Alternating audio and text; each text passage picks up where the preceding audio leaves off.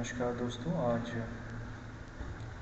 हमारे इस पॉडकास्ट की सीरीज़ में हमारे साथ गणित के अध्यापक, जाने माने अध्यापक इस शहर के आपके समक्ष हैं। और आज हम शिक्षा में जो आवश्यकता हैं और जो बदलाव आ रहे हैं उसके बारे में चर्चा करेंगे। तो आप हैं मिस्टर दीपक बिस्ट। नमस्कार। तो मैं आपसे पूछना चाहूँगा कि आप कितने सालों से ये जो गणित के अध्यापक के रूप में कार्यरत हैं? सबसे पहले तो मैं अपने श्रोताओं को नमस्कार देना चाहूँगा।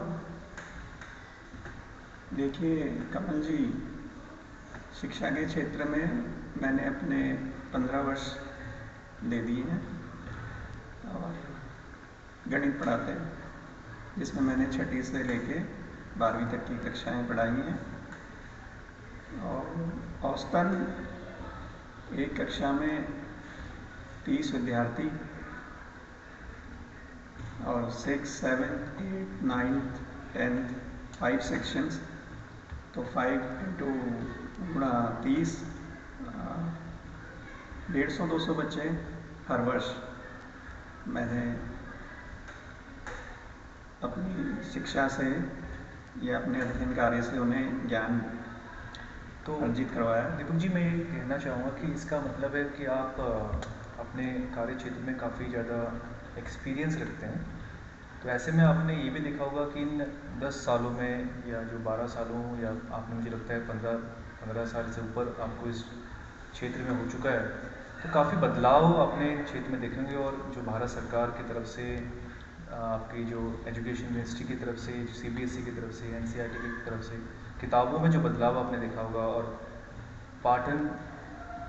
पाठ्य पुस्तिका या पाठन की विधि में काफ़ी ज़्यादा बदलाव आया है, तो उसमें आपके क्या अनुभव है?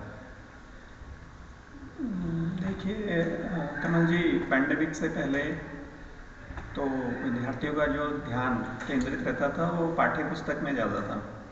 तो पाठ्य पुस्तक में जो भी हमने प्रश्न करवाए, विद्यार्थी घर जाके उन प्रश्नों का अध्ययन करते थे। और इट्स मतलब लाइक अ क्रैमिंग प्रोसेस, जिसे कहते हैं रटने वाली विधि। लेकिन हमारे माननीय शिक्षा मंत्री ने जो अभी NEP लगाई है, लागू की गई है, उस NEP में मैंने ये देखा है कि अब जो हम कक्षाओं में पुस्तिकाएं जो बदली हैं, उन पुस्तिकाओं के अनुसार ये मेरे को देखने में लगा है कि बच्चे अब मतलब इन्वॉल्व होते हैं, मतलब शिक्षण कार्य में। पहले था कि शिक्षक केंद्रित विद्या अध्ययन था, मतलब शिक्षा दी जाती थी। अब मुझे ऐसा लगता है कि नई पुस्तिकाओं में ये चीज़ें उन्होंने डाली हैं, जिनसे क्या होता है कि बच्चे भी उसमें अपना योगदान दे रहे हैं।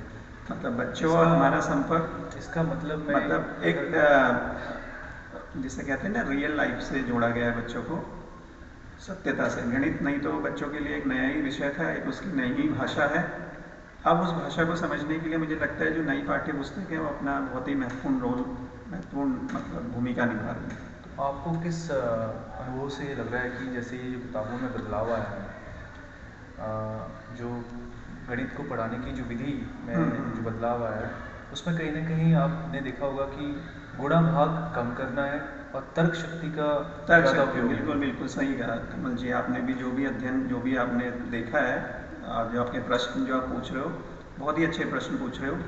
मुझे लगा है कि हाँ, तर्क जिसे कहते हैं ना कि लॉजिक बेस्ड लर्निंग को ज़्यादा इम्पोर्टेंस दी गई है NEP में।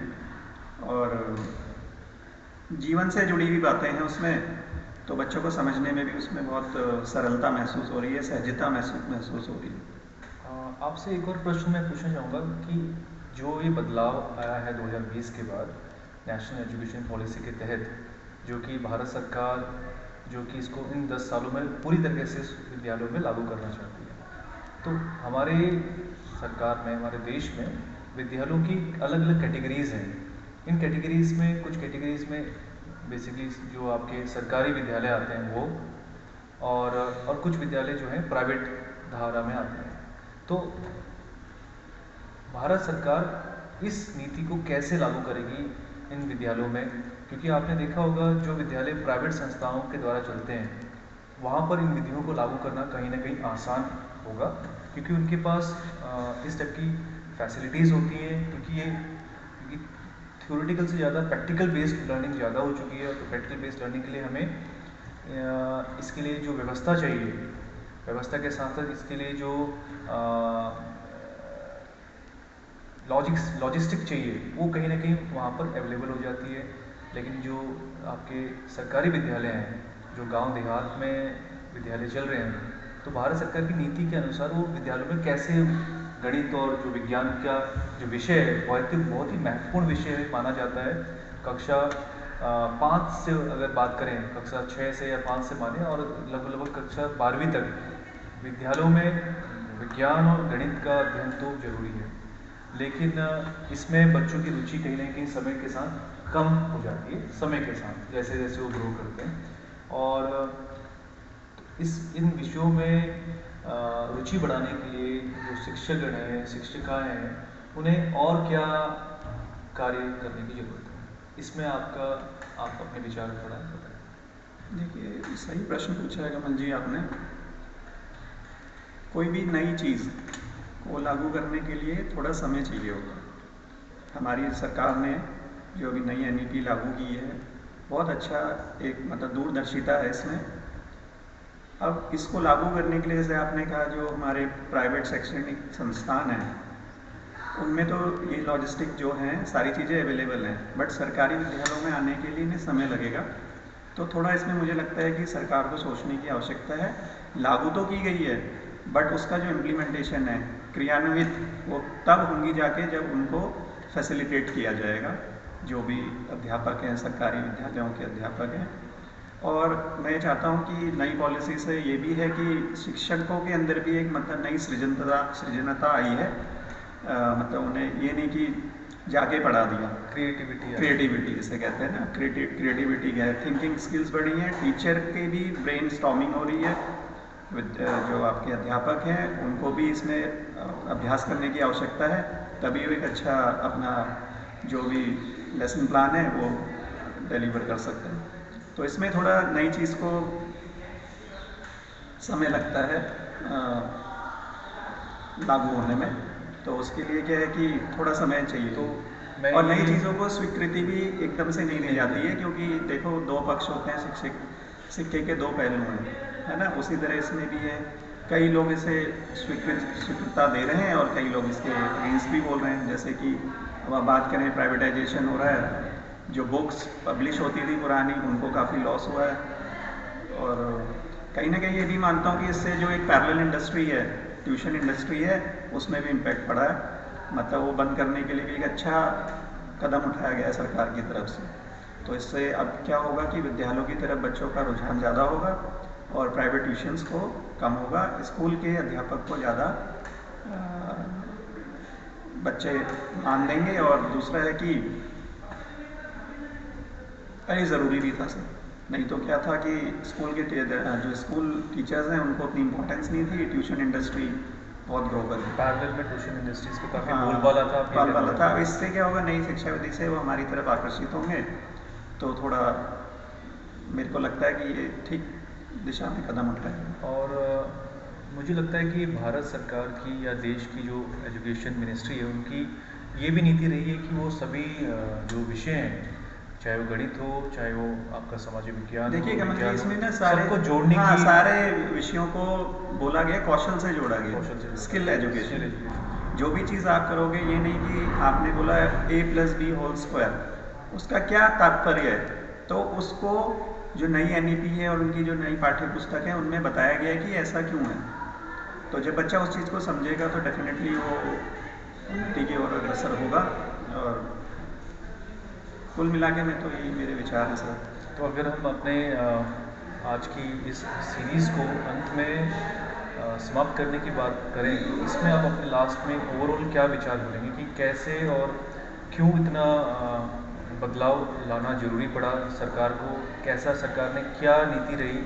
और देखिए सर, अभी कहीं ना कहीं हम अपने देश को दूसरे देशों से कंपेयर करें तो कहीं ना कहीं हम पिछड़ रहे बिल्कुल हैं। बिल्कुल बिल्कुल सर। वर्तमान विषय में हमारे माननीय मोदी जी ने भ्रमण किया पूरे विश्व का, तो उन्होंने जगह जगह में देखा कि शिक्षा प्रणाली अलग अलग है, तो उन्होंने जो बेस्ट शिक्षा प्रणाली थी उनको उठाया है और अपने देश में लागू करने की कोशिश की है। पहले जो विद्यार्थी उसमें रटने पे ज़्यादा वो किया जाता था, अब क्या नए नए उपकरणों का हमें आविष्कार करना है, तो उसके लिए स्किल एजुकेशन मैंने देखा है कि हमारे करिकुलम्स में स्किल सब्जेक्ट्स डाले गए हैं, जैसे एआई है, डेटा साइंस है।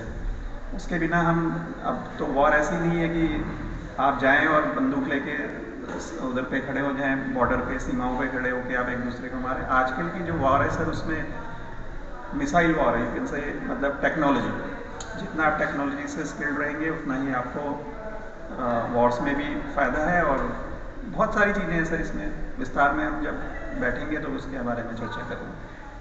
तो आज मैं अपने श्रोताओं से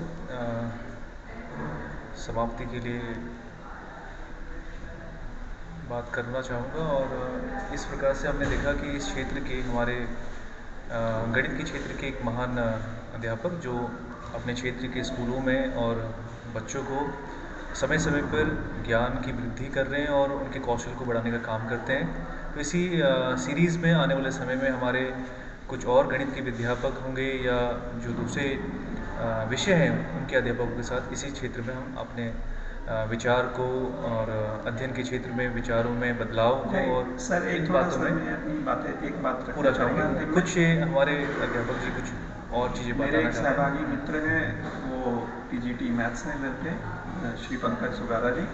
तो जब अगला हम इसमें लेंगे तो उसमें मेरा आपसे अनुरोध है कि उनसे भी आप थोड़ा बिल्कुल, आप जैसे विचार आपने मुझे बताया वैसे मैंने वो भी काफ़ी ये अनुभवी सीरीज़ ही मेरी व्यक्ति। इस क्षेत्र के ऊपर बात करने के ऊपर है, ताकि हम अपने क्षेत्र में भी उन्नति करें। मैं भी खुद एक विज्ञान का अध्यापक हूँ और इस क्षेत्र में काम कर रहा हूँ, इस क्षेत्र में काम कर रहा हूँ, काफ़ी सालों से कर रहा हूँ। हाँ, हालांकि आपके एक्सपीरियंस के सामने मैं थोड़ा अभी छोटा हूँ, लेकिन और इस सीरीज़ में ऐसे हमारे जो विचार अगर आदान प्रदान होते रहे तो कहीं ना कहीं हम अपने क्षेत्र में भी वृद्धि करेंगे, हम अपने आप में वृद्धि करेंगे और बच्चों की उन्नति के लिए काम करेंगे, और जिस विद्यालय में हम काम कर रहे हैं उस विद्यालय को ऊंचाइयों तक ले जाने की काम कर सकते हैं। सदा प्रयत्नशील रहेंगे। और सर गणित और विज्ञान, मैं तो यही कहूँगा अंतिम में कि गणित और विज्ञान एक दूसरे के पूरक हैं और एक दूसरे के बिना उनका